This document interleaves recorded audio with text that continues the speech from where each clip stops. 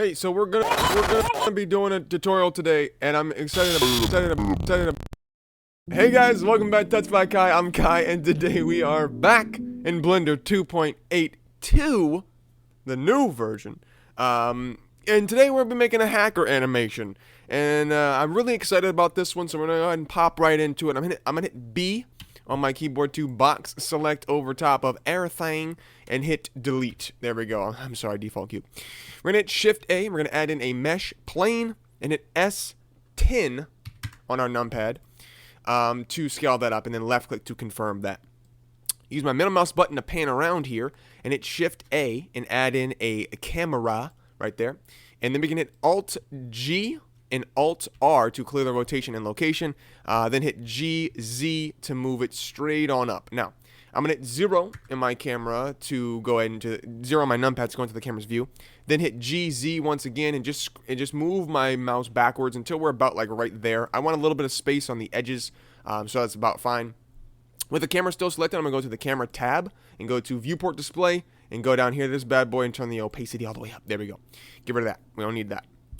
Next, we're going to go ahead and select our plane and go to the modifiers tab here and add two modifiers. We're going to add in a wireframe modifier, and we're also going to add in a wave modifier, skadoosh. Now, we're going to go ahead and tab with our plane selected and hit the right mouse button once, and then hit subdivide.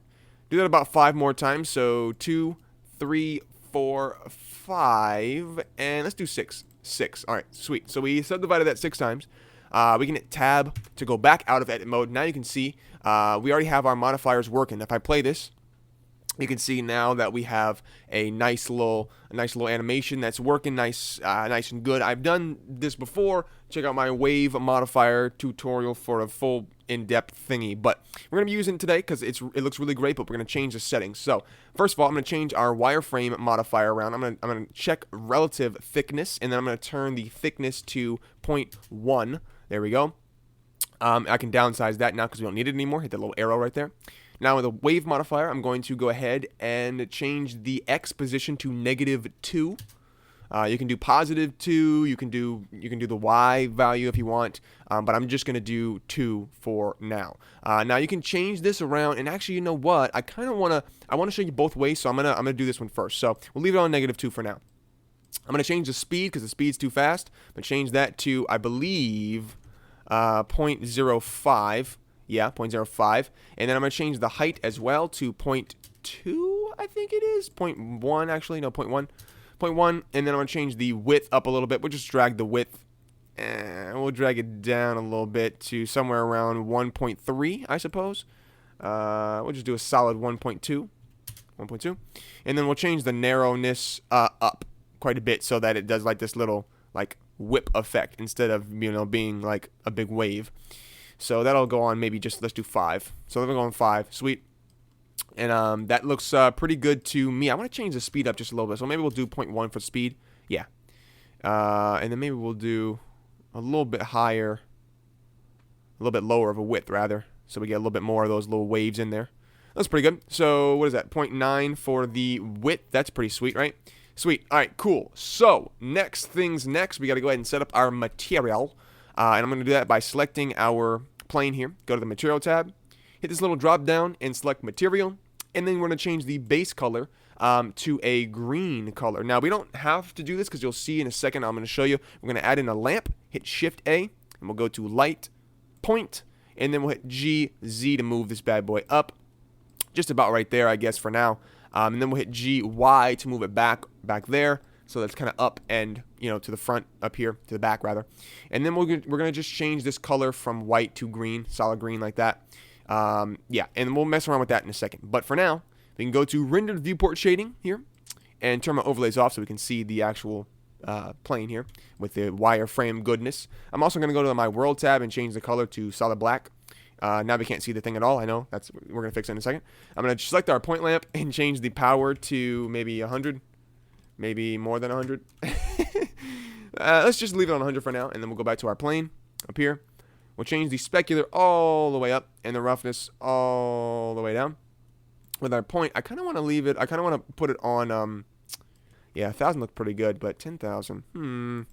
Now, with our plane selected, with our plane here, we can change some of the settings, which is what I said earlier. So we can change this from -2 to 0 and just have it come out the center, which I think looks a lot cooler. So it kind of does like this, which is pretty sweet.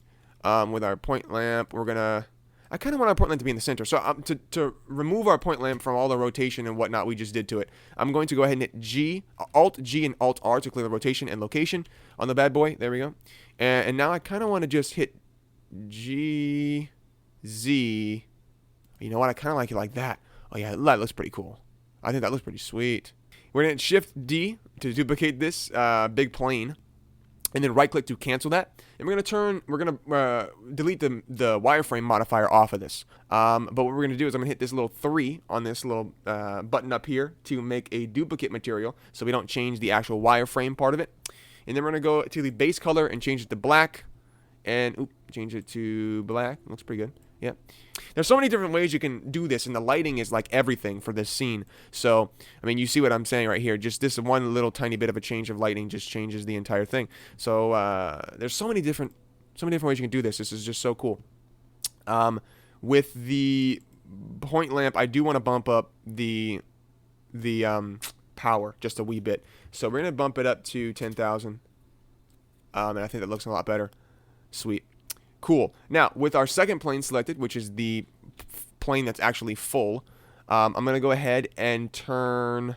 I'm going to turn it up a little bit from the black that it is, and we'll give it a little tiny bit of a color to kind of cancel itself out. So now it's not solid black in there, you see, which is pretty cool. So that looks nice. I'm going to go to the scene tab here, the scene tab, and go to bloom, check bloom on, turn the threshold down a little bit, and the intensity up pretty much all the way. Now, like I said, depending on the amount of subdivision you did, it will look a little different, as you can see. So, let's do this. Let's play around with this for a second, because there it is. There it is, my friends. Oh, okay. That's what we're going to do.